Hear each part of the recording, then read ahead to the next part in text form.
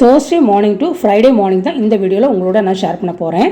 தேங்காய் பார்த்தீங்கன்னா அவர் திருவி தருவார். இன்றைக்கி டைம் இருந்தனால நானே 2 தேங்காய் உடச்சி திருவிட்டு ஃப்ரிட்ஜில் தான் ஸ்டோர் பண்ணி வச்சுப்பேன்.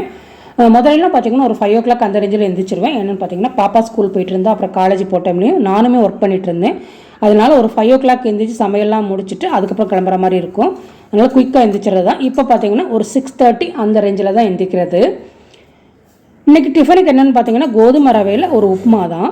இது பார்த்திங்கன்னா நெய்யில் அந்த ரவையை ரோஸ்ட் பண்ணிவிட்டு அதுக்கப்புறம் தாளிப்பயிட்டெலாம் போட்டுட்டு உப்புமாக்குன்றது தான். சில பேர் மாதிரி அந்த பீன்ஸு கேரட்டு அந்த மாதிரி ஐட்டங்கள்லாம் சேர்த்து பண்ணுறதில்ல. அது என்னமோ எனக்கு கச்சன்னு இருக்கிற மாதிரி இருக்கும். இது மாதிரி ப்ளைனாக உப்புமாக்குன்றது தான் பிடிக்கும்.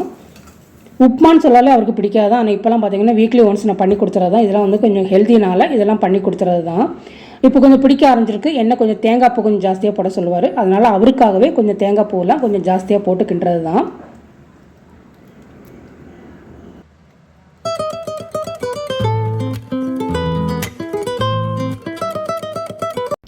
டிஃபன் அவருக்கும் கொடுத்துட்டு நானும் எடுத்துகிட்டு அதுக்கப்புறம் தான் க்ளீனிங் வேலையெல்லாம் ஆரம்பிக்கிறது. அவர் டியூட்டிக்கு போன மாதிரி தான் க்ளீனிங் வேலையெல்லாம் ஆரம்பிக்கிறது. இன்றைக்கி பார்த்தீங்கன்னா எக்ஸ்ட்ரா இந்த வேலையும் முடிச்சுக்கலான்னு தான். இது ரொம்ப நாளாகவே பெண்டிங்கில் இருந்தது. இந்த தொட்டி பார்த்தீங்கன்னா கொஞ்சம் கிராக் ஆகிருந்தது. அந்த தொட்டியை வந்து பார்ட்ஸில் மாற்றி வைக்கலான்னு தான். இது பார்த்தீங்கன்னா நான் ஊரில் வீட்டிலேருந்து எடுத்துகிட்டு வந்தது தான் அந்த செடி. அப்புறம் அது அதோட கொஞ்சம் கொஞ்சமாக கிராக் விட்டுருந்து. அதனால் இந்த தொட்டியை மாற்றிடலான்னு ஆரம்பித்தது தான். ஆனால் வந்து ரொம்ப கஷ்டமாக இருந்தது. இது பார்த்திங்கன்னா தொளி மண், வயல் மண்ணுனால கொஞ்சம் தொளி மண்ணுனால இறுகி இருந்தது. வெளியில் வரவே இல்லை. அந்த மண்ணை எவ்வளோ தோண்டினாலும் வரவே மாட்டேன்னு சொல்லிடுச்சு. அதுக்கப்புறம் பார்த்திங்கன்னா கிச்சனில் போய் கத்தியெல்லாம் சூடு பண்ணி அந்த பாட்டையுமே உடச்சி அதுக்கப்புறம் எடுத்து தான் மாற்றினேன். அவர் கேட்டதுக்கு தொட்டி வந்து கீழே விழுந்து உடஞ்சிருச்சு, அதனால தான் மாற்றினேன்னு சொன்னேன். இதெல்லாம் மாற்ற கண்டிப்பாக விட மாட்டார். அவர் தொட்டியெல்லாம் உடைக்க சம்மதிக்கவே மாட்டார். மேபி இந்த வீடியோ பார்க்கும்போது அவர் தெரிஞ்சுப்பார். அதுலேருந்து எடுத்து இந்த பாட்டில் மாற்றும் போது உள்ளே போகவே இல்லை. அதனால் கொஞ்சம் கஷ்டப்பட்டு தான் அந்த மண்ணெல்லாம் ரிமூவ் பண்ணிவிட்டு அதுக்கப்புறம் உள்ளே போட்டேன். கிச்சனே கொஞ்சம் நாஸ்தியாக தான் கிடந்தது. அப்புறம் பார்த்திங்கன்னா அந்த மண்ணெல்லாம் வேஸ்ட் ஆக்காமல் மற்ற பாட்லேயும் அதை சேர்த்து விட்டுட்டேன். மணி பிளான்ட்டில் கொஞ்சம் மண் கொஞ்சம் கம்மியாக இருந்தது, அதையுமே சேர்த்து விட்டுட்டு அதுக்கப்புறம் பார்த்திங்கன்னா இந்த ஸ்னேக் பிளான்ட் தான். இதுவுமே நான் ஊர்லேருந்து தான் வாங்கிட்டு வந்திருந்தேன். அந்த பாட்டு மாற்ற வேண்டியிருந்தது, அதையுமே மாற்றி எடுத்துக்கிட்டேன். செடினா எனக்கு அவ்வளோ பிடிக்கும். அவ்வளோ ஹாப்பியாக இருக்கிற மாதிரி இருக்கும். ஒரு பாசிட்டிவ் எனர்ஜி இருக்கிற மாதிரி இருக்கும். அதனால் செடி நிறைய வைப்பேன். மோஸ்ட்லி வீட்டுக்குள்ளே வைக்கும்போது போன தடவைலாம் வைக்கும்போது அந்த பிளான்ட் கொஞ்சம் வாடின மாதிரி இருந்தது. அதனால தான் கொஞ்சம் அவாய்ட் பண்ணுவேன். இப்போ மறுபடியும் எடுத்துக்கொண்டு வச்சுருக்கேன், பார்ப்போம் எப்படி வருதுன்னு. இந்த செடி பார்த்திங்கன்னா நேச்சுரல் கிடையாது, ஆர்டிஃபிஷியல் தான். அதுவுமே செம்மையாக இருக்கும். அந்தந்த இடத்துல வச்சு பார்க்கும்போது அவ்வளோ அழகாக இருந்தது. கொஞ்சம் கஷ்டப்பட்டாலும் பார்க்கும்போது செம்மையாக இருந்தது, ஹாப்பியாக இருந்தது. கொஞ்சம் ரெஸ்ட் எடுத்துகிட்டு அதுக்கப்புறமா சமையல் ஆரம்பித்தேன். சமையல் ஆரம்பிக்கும் போதே அவரும் வந்துட்டார். மோர் கலக்கி அவருக்கு கொடுத்துட்டு நானும் குடிச்சிட்டு தான் சமையல் ஆரம்பித்தேன். இன்றைக்கி சமையல் மெனு என்னென்னு பார்த்தீங்கன்னா சுண்டைக்காய் போட்டு ஒரு புளிக்கேரி, அதுக்கப்புறமா வந்து அவியல், அப்புறம் வந்து கீரை போட்டு ஒரு கடைசல் தான்.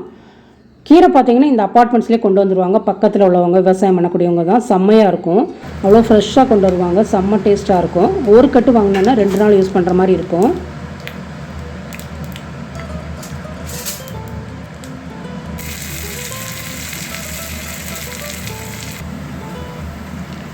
கீரை பார்த்திங்கன்னா முன்னாடிலாம் மிக்சியில் போட்டு லைட்டாக அரைச்சி எடுத்துருவேன். அந்த டேஸ்ட்டு நல்லா இருக்காது. இப்போ பார்த்திங்கன்னா கடைஞ்சி எடுத்துறது தான்.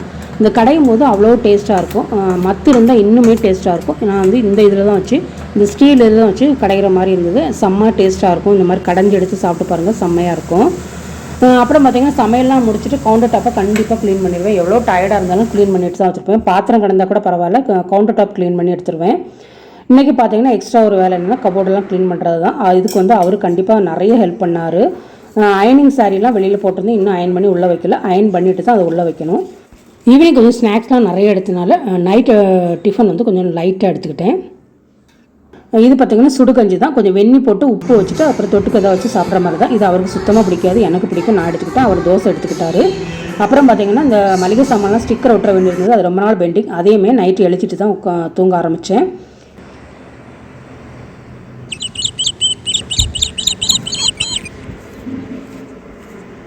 அடுத்த நாள் மார்னிங் பார்த்திங்கன்னா 6 o'clock அந்த ரேஞ்சில் எழுந்திரிச்சாச்சு. நான் முன்னாடியே சொன்ன மாதிரி இந்த பிளேஸ் எனக்கு ரொம்ப பிடிக்கும். ஜன்னல் ஓரம் தான். இந்த ஜன்னல் ஓரம் எனக்கு ரொம்ப பிடிக்கும். காஃபி குடிக்கிறதா இருந்தாலும் சரி, டிஃபன் சாப்பிட்றதா இருந்தாலும் சரி, இதில் உட்காந்து தான் சாப்பிடுவேன். முன்னாடி இதில் ஒரு வாழைத்தோட்டம் இருந்தது, அப்புறம் பம்பு செட்டுலாம் இருக்குது. அதனால் இது வந்து ஒரு கிராமத்து எஃபெக்ட் கிடைக்கும். செம்மையாக இருக்கும் இந்த பிளேஸு. எதுவாக இருந்தாலும் மார்னிங் முழிச்சோன்னே இந்த பிளேஸில் தான் கொஞ்சம் நேரம் உட்காந்துட்டு அதுக்கப்புறம் தான் வேலையை ஆரம்பிப்பேன். அவ்வளோ செம்மையாக இருக்கும். பேர்ட்ஸ் பார்த்திங்கன்னா பச்சை கிளியிலேருந்து எல்லா பேர்ட்ஸையும் இங்கே பார்க்கலாம். செண்பக பறவை எல்லாமே பார்க்கலாம். அவ்வளோ செம்மையாக இருக்கும். ஃப்ரைடே பார்த்திங்கன்னா கோயிலுக்கு போகிறதா இருந்தால் மார்னிங்கே பூஜையெல்லாம் முடிச்சிடுவேன். ஏன்னா ஈவினிங் பார்த்து கோயிலுக்கு போயிட்டு வரதுக்கு லேட் ஆயிரும். ஒரு 8 o'clock அந்த ரேஞ்ச் ஆயிரும். எந்த கோயிலுக்கு போனாலும் சரி, சமயபுரமாக இருந்தாலும் சரி, ஸ்ரீரங்கம் போகிறதா இருந்தாலும் சரியுமே கொஞ்சம் லேட் ஆயிரும். அதனால் மார்னிங்கே பூஜையை முடிச்சிடுவேன்.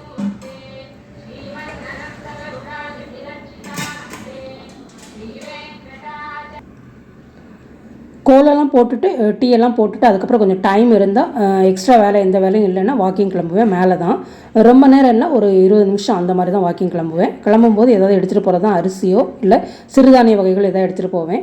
ஏன்னா நிறைய பேர்ட்ஸ் அங்கே வரும், அதுக்காக வைக்கிறதுக்காக தான். தண்ணி அப்புறம் சாப்பாடெலாம் இந்த அப்பார்ட்மெண்ட்ஸில் உள்ளவங்களே வைப்பாங்க. நான் பார்த்திங்கன்னா எப்போ போகிற டைமில் எடுத்துகிட்டு போய் வைக்கிறது தான்.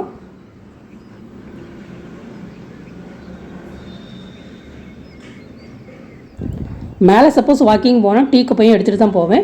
வாக்கிங்லாம் முடிச்சுட்டு டீ குடிச்சிட்டு தான் கீழே இறங்குவேன். அந்த பிளேஸ் எனக்கு ரொம்ப ரொம்ப பிடிக்கும், செம்மையாக இருக்கும்.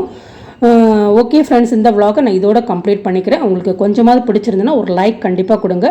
அப்புறம் சப்ஸ்கிரைப் பண்ண மறந்துடாதீங்க.